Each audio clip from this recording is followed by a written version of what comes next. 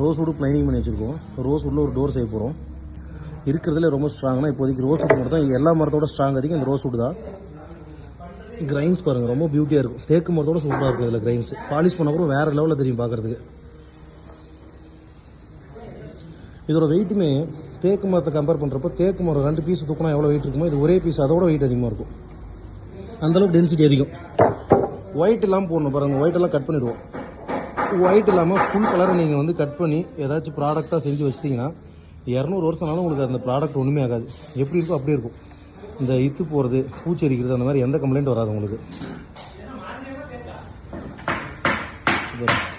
Training பண்ணப்புறம் தண்ணி ஊற்றுறேன். Polish பண்ண அந்த மாதிரி தான் இருக்கும். இன்னும் நல்லா குவாலிட்டி சும்மா தண்ணி ஊற்றிருக்கேன். பாலிஷ் பண்ண இன்னும் சூப்பராக தெரியும் ஃப்ரெண்ட்ஸில். रुको माँ 2 मिनट रुको.